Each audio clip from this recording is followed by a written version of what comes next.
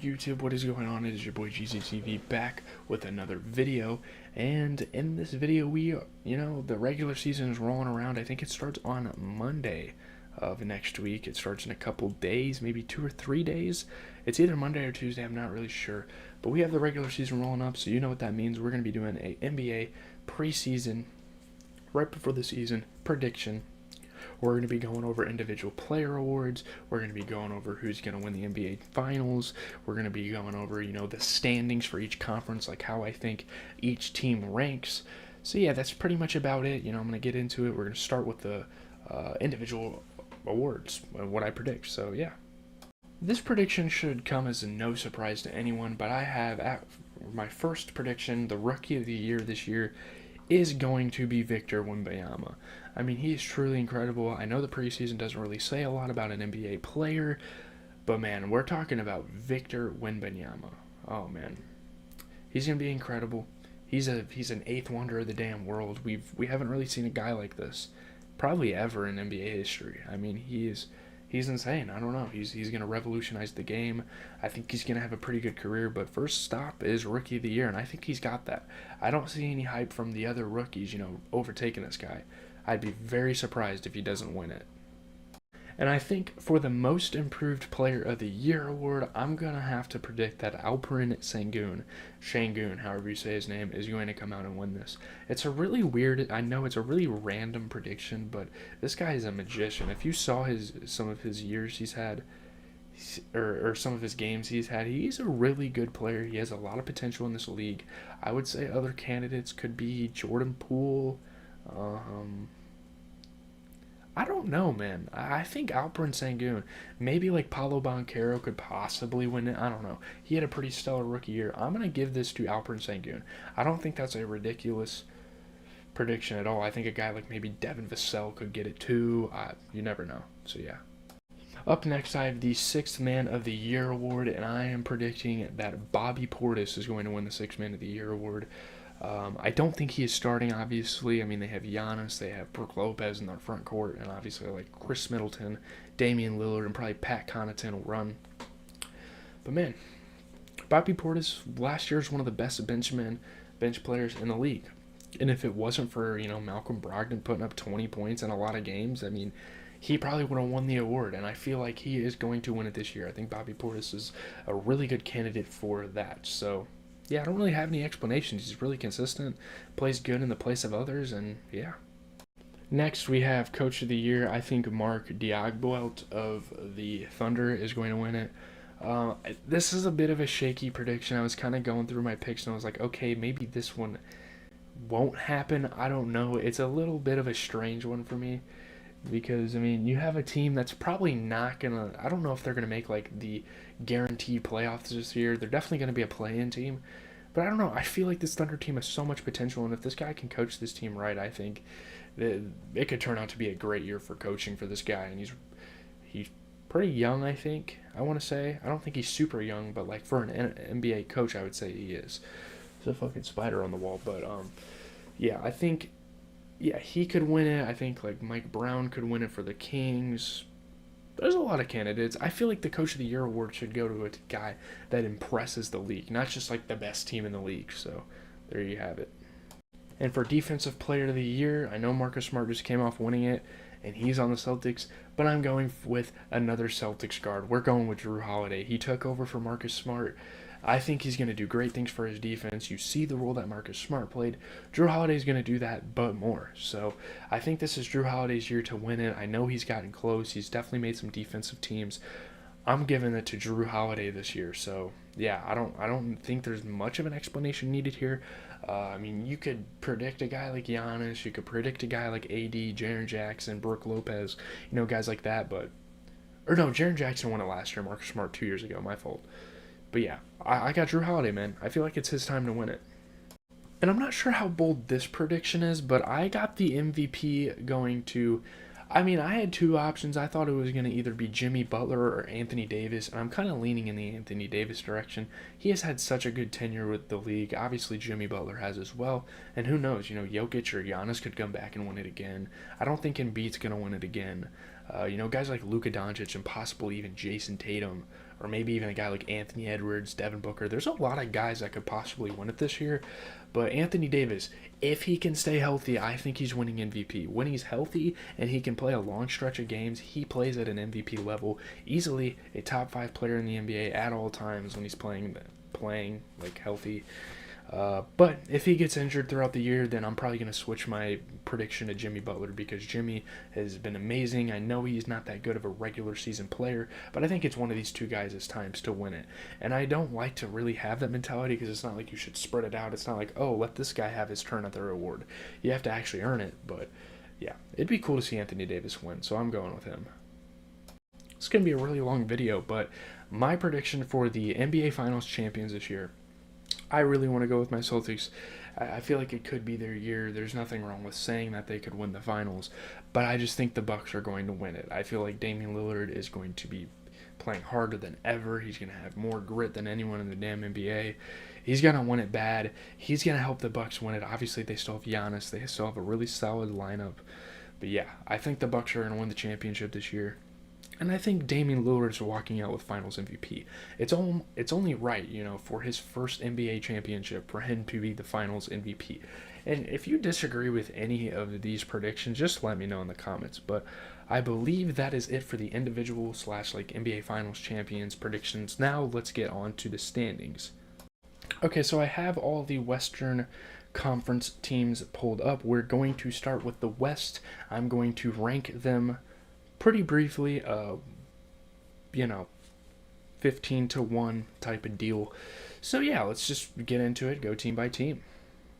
At number 15, I have the Houston Rockets there in the top middle. I don't know. I just don't think they're going to be that good of a team this year. They don't really have any offense. It doesn't really matter if they add Fred VanVleet and Dillon Brooks. I just don't think they have a well enough system. They've failed James Harden. Him and Chris Paul and him and Russell Westbrook were on this team, and they couldn't even make I don't even know if they made the conference championship, let alone the finals, of course. But man, this is just a failed system. I'm not sure about it. So yeah, I got the Rockets coming in at 15. Coming in at number 14, I got the Spurs. I know, I have really high praise for Wembanyama. I think he's going to be really good this year. But no, I just don't see it. So yeah, they don't have enough help. I mean, Keldon Johnson, Devin Vassell, Zach Collins, Tyus Jones. It's an okay. I don't know. Like compared to the rest of the West, I'm going to be honest. I just think the West is really good anyway. So yeah. At number 13, I have the Portland Trailblazers. Obviously, losing Damian Lillard is a pretty big loss for this team. And although they have a pretty solid future with, guys like Scoot Henderson, they picked up Robert Williams, they have Malcolm Brogdon coming off the bench. Shaedon Sharp's a really hopeful young guy. Obviously, Anthony Simons has started to prove that he's a pretty solid basketball player. I don't know. I just don't see the Trailblazers doing that good. It's going to take a couple years down the line. They're one of those rebuild teams in the NBA, so yeah. Right next to them at number 12 is the Utah Jazz. I know the Utah Jazz had a pretty impressive start to last season. I don't think they really ended up doing that well. I don't think they're going to do that well this year either. I mean, Lauri Markkanen's a rising star in the league. I mean, Jordan Clarkson's okay. I just don't think they have enough. Walker Kessler's a solid big for them. I just cannot see the Jazz doing too good. So, yeah. And at number 11, I hate to do this, but I'm putting the Mavs at number 11 because, yeah, they're going to come short again. I mean, as long as you don't put... for as long as they're not putting, other help around Luka that isn't a primary ball handler, like role players that can do something, yeah, I don't know. I don't see this. I don't see the Mavs ever really being a playoff team, barely even a play-in team for that matter. So I just don't see it, man. I don't know. I mean, Kyrie and Luka is just not going to work as a guard tandem. It can't happen. So that's just my thoughts. At number 10, I'm kind of covering the picture, but we have the Minnesota Timberwolves. This is a team, I don't know, they could definitely be better than 10, but there are so many good teams in the Western Conference that I just have to put them here. They're good. They have a really good lineup. I mean, Mike Conley is a pretty inconsistent vet, obviously. Anthony Edwards could possibly be a top 15 player in the NBA. Cat could be a great player, obviously. Rudy Gobert, one of the best defensive players in the NBA. I mean, they got some guys to get it done. Naz Reid's a nice little bench guy. I don't know. I just think there's so many more depth, so much more depth in the NBA, I guess. I don't know. Coming in at number 9, we have the New Orleans Pelicans. I actually have some pretty high hopes for this team. I think they could actually end up being a pretty solid squad. If Zion can play the whole year, if they can just stay healthy. I mean, Zion, Brandon Ingram, C.J. McCollum, Jonas Valanciunas, Herb Jones, Najee Marshall, Jose Alvarado, Dyson Daniels, you got Trey Murphy. How can you go wrong with that team? I feel like they could easily sneak into the playoffs. You never know, but again, with how deep this conference is, hey, I think this is a solid spot for them. Coming in at number 8, we have the Oklahoma City Thunder. I think these are some of the years where the Thunder can start to make something happen. I'm not sure if a ring is in any sort of distant future or anything, but these are the years. You know, Shai Gilgeous is in his prime. Chet Holmgren's getting ready to play some of his first NBA minutes, and he's looking hopeful. Josh Giddey's a great guard in the NBA. You have Lou Dort, fantastic defender. I mean, man, who else am I missing? I mean, J-Dub, Jalen Williams just came off a great rookie campaign. You have Trey Mann off the bench, who's looking pretty solid. You have Ousmane Dieng. You have a decent amount of guys on this team. I like, on paper, this team might not look fantastic or incredible to anyone, but they play hard. They play really good as a team. They have great chemistry. I think this team has a lot of potential. So, yeah, shout out to the Thunder. Coming in at number 7, we have the Sacramento Kings, who impressed the entire NBA world last season with how they played, man. They were absolutely incredible. Some of my placements are a little questionable. I have the Warriors coming up next, if you didn't know, which, I don't know. Kings could be better than the Warriors for sure. I feel like they could definitely slide into the 6th or 5th place for the conference. But for now, just going into the season, just kind of laying out a baseline for us, I got them 7th.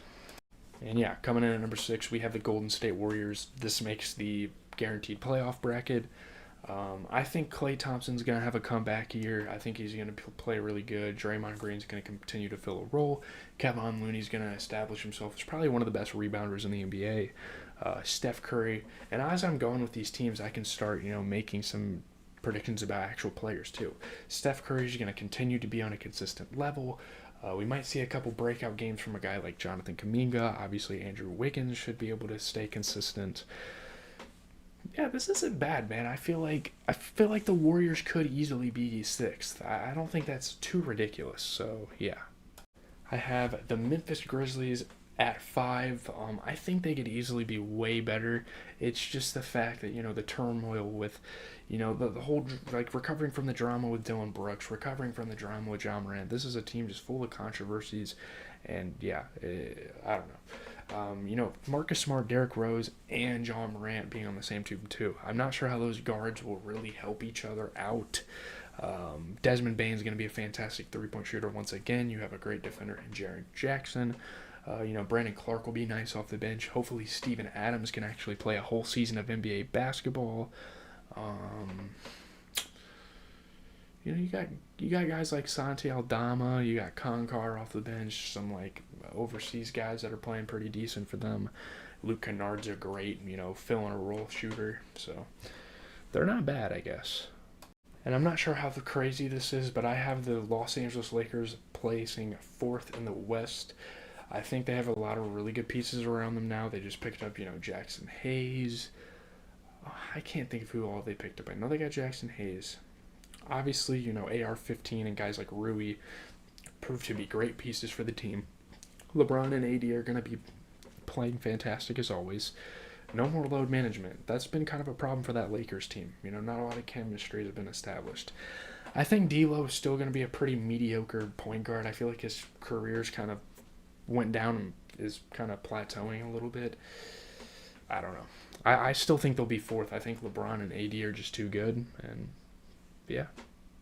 Coming in at number 3, we have the Los Angeles Clippers. I think they are going to be the better Los Angeles team.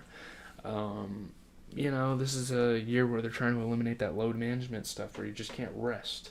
So as long as PG and Kawhi are healthy, we might see some quality games of them together on the court. And with, I think, Russell Westbrook probably having a good season, I think Russell Westbrook's going to play great. Zubac is going to establish himself as probably a top 15 to top 10 big in the league.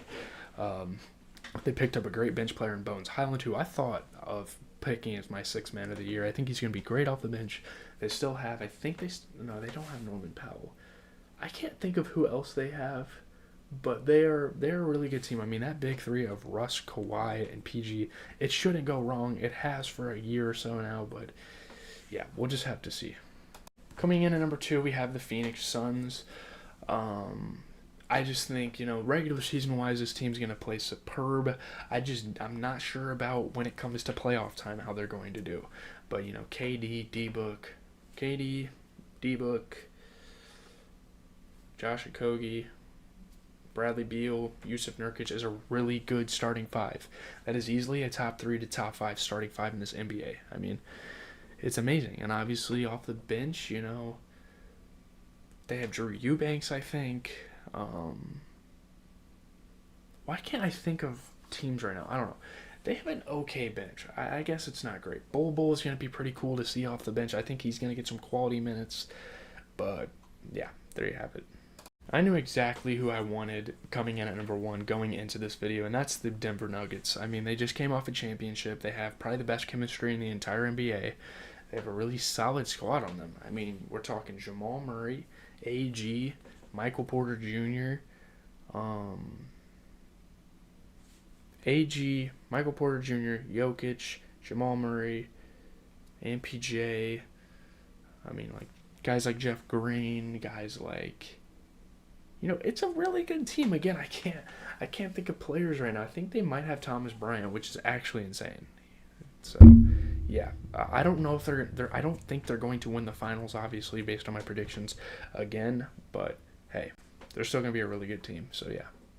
Wow, this video is probably going to be a half hour long, but we have the Eastern Conference. We have the teams pulled up. Let's get into my top 15, man. Without further ado, coming in at 15 is the Detroit Pistons. Yeah, I don't know. I mean, they have a lot of really cool pieces. I mean, Jalen Duren, Cade Cunningham obviously should be coming back from injury. Who's that guard? What's the guard's name that got drafted that plays like Ja Morant? I can't think of a lot of their players. They have really good options, though. I mean, I think they have a solid young core. They just need to build it up, and for now, they just need to keep getting draft picks. So there you have it. Pistons at 15. I don't know when they're going to be good again, or if they'll ever be good again, or if they've ever been good. I don't know. They've won a couple of championships. I don't know what I'm talking about. At 14, I have the Indiana Pacers. This might seem surprising to some people, but I don't know. I just don't think this is a good team. They don't have a lot of redeeming qualities. I mean, Tyrese Halliburton's good, Miles Turner's pretty good, but other than that, they don't have another guy that can really get it done. I know, Buddy Hield is a solid option for them. Obi Toppin can come off the bench. Jalen Smith's okay. Chris Duarte. They have a couple guys. It's just I don't think they're going to be able to get it done this year, and they're definitely not making the play-in. So, yeah. Coming in at number 13 is the Orlando Magic. I actually think the Orlando Magic might be playing slightly better, or thinking they're going to play this year. I mean, Paolo Banchero is really... I think he's going to have a fantastic season. I think we're going to see a lot out of Paolo Banchero. Obviously, Wendell Carter's a great option. They have Jalen Suggs. I think they still have Cole Anthony, I believe. They just have it's a cool team. It's a nice little, yeah. It's cool. It's another team that's kind of building and it's kind of young, and yeah, I don't know. We'll see. Coming in at number 12, we have the Charlotte Hornets. Probably one of my favorite players in the league for a little bit. Miles Bridges is back. I don't condone anything that he did. But him coming back and it all depends. Like, he's gonna be the X factor for this team this year. It's all gonna rely on how good this man plays. If he doesn't play good, they're gonna be exactly how I predicted. But if he comes out and he plays like he did before, which is kind of hard to believe, I think they could easily creep into the top 10 and make a play-in bout. So, yeah, there you have it. I don't know. They're a decent team, I suppose. At number 11, I have the Brooklyn Nets, and yeah, it's like, oh well, they made the playoffs last year. Would they have made the playoffs without Kevin Durant winning them some basketball games? Absolutely not. So, with that being said, I know they're a really fun team to watch. I mean, Mikal Bridges, Cam Johnson. I like this team. Cam Johnson, Cam Thomas. You have Nicholas Claxton. You have Spencer Dinwiddie. Joe Harris. You have some pretty decent players on this team. Dorian Finney-Smith. I mean, they have pretty solid depth here. I think they still have Seth Curry, but there's not one player. I mean, Mikal Bridges could easily have a breakout, and honestly, I should have picked him for most improved. Honestly, that's a really good pick for most improved if you have that on your list. But yeah, he's definitely going to be a candidate, but I just don't see him being the team that Kevin Durant got them to be last year. I don't know. They're just not going to be that. So yeah. Number 10 is kind of like my sleeper team of this whole thing. We're going with the Washington Wizards.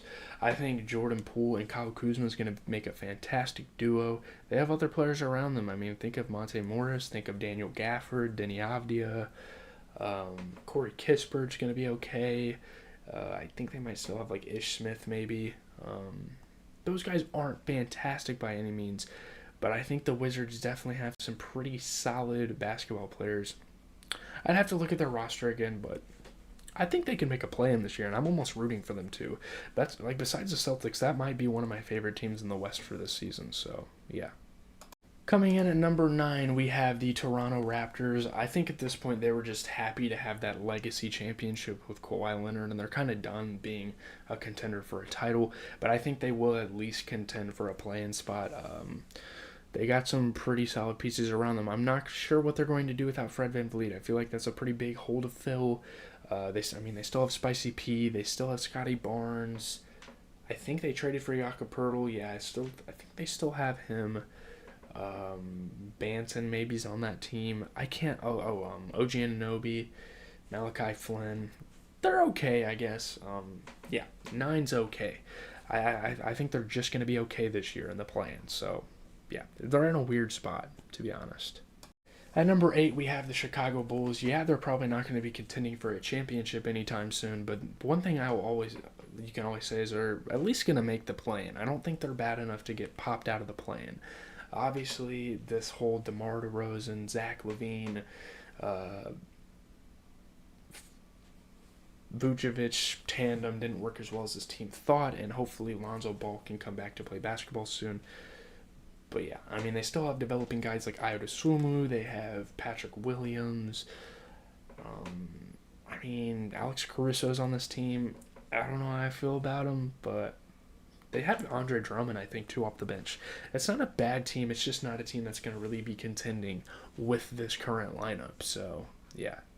Coming in at number 7, we have the Atlanta Hawks. I think them and the Knicks are kind of interchangeable. I feel like they're going to finish around the same spots this season. Yeah, I mean, Atlanta Hawks are pretty cool. I mean, they're a favorite of mine. They're probably one of my favorite teams in the Eastern Conference as well. I like watching them. You know, they have Trae Young, DeJounte Murray, Clint Capella, John Collins. They're trying to, what's Johnson? Oh my God, I can't think of the guy they have off the bench that they're trying to develop. They have Bogdanovich, who's a fantastic bench player. Obviously, DeAndre Hunter's a great player.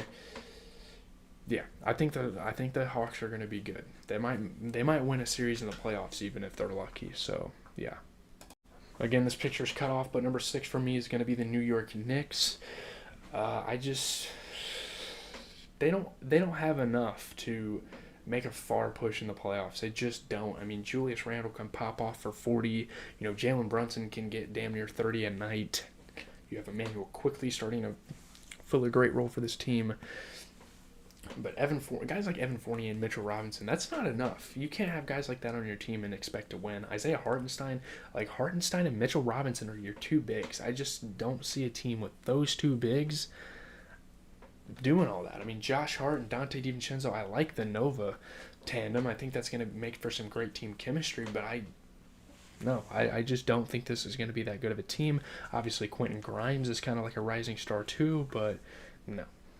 This might come as a shock to some people, but at number 5, I have the Philadelphia 76ers, and I'm kind of taking into account some of the drama that's been going on with James Harden. I think that's really going to get in the way of a lot of things, and it's going to cost them a lot, you know. Very bad team chemistry. And if Harden decides not to play and wants to go to, like, the Rockets or something, who's going to get it done ball handling-wise? I know Tyrese Maxey's a pretty good player, but you need a couple of those guys. I mean, Tyrese Maxey, Tobias Harris, PJ Tucker, Joel Embiid. Those are solid guys, and obviously they have, like, Trez, they have Mo Bamba, Um, I don't know. They just don't have a lot of guys there. I don't know. I don't think. I think five is a pretty solid placement for like their whole thing with Harden going on right now. That man does not want to play for Philly. He fucking hates their guts. So yeah. Coming in at number four is going to be the Cleveland Cavaliers. I think the Cavaliers are lining up to have a pretty good season. They just added probably one of the best shooters in the league in Max Strus, proven himself in the playoffs last year, or probably the year before, more like. But you know, Max Strus, DG, they have a really solid squad. I mean, Donovan Mitchell. I think they have Kevin Love, great veteran. They have Evan Mobley. They have Jared Allen, Chetty Osman, really good players. I mean, Isaac Okoro's still on that team, I believe. Amoni Bates is a nice little rookie that they could work in the rotation. I think that'd be really fun to watch. But yeah, this isn't a bad team at all. I think Rubio might still be on the team too. Pretty solid team. It's a very viable team. They could win a series or two this season. So yeah, I don't think they'll make it to like. No, they're not going to make it to the conference championship, but yeah, they could definitely win a series. Coming in at number three is the Miami Heat. I know they're not usually like the best regular season team in the world, but they've had so much momentum and just building up, and Jimmy Butler just building up a legacy with this team, and you know their undrafted guys popping off when the playoffs come around. Like they're gonna carry that into the next season. You know, Gabe Vincent, Duncan Robinson. You go guys like Tyler Hero, obviously in the starting lineup. You have Jimmy Butler, Bam Adebayo, Kyle Lowry. Caleb Martin's a great, out of nowhere type of player. All these guys are just going off and having great games in the playoffs. Just imagine what's going to happen in the regular season. I think this team's going to be great in the regular season. I don't see them making the conference finals again, but it should be fun, man. Coming in at number two, regular season wise, I'm going with the Milwaukee Bucks. I do think the Celtics are going to have the best record of the season, but talking about the Milwaukee Bucks, it's going to take a year or two to figure this out.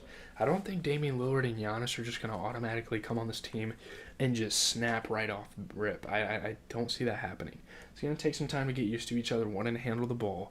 Obviously, like Brooke Lopez and Chris Middleton and Bobby Portis and Pat Connaughton and guys like that are willing to get out of the way and let those guys go to work.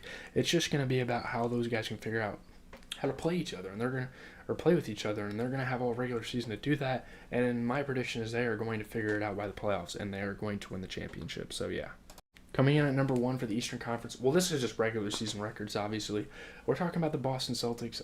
They're a really good regular season team. Obviously, they have some slumps here and there, but again, adding Drew Holiday and Kristaps, that will take some getting used to. But again, I feel like the Celtics can figure that out easily compared to, figuring out how to work Dame into a system.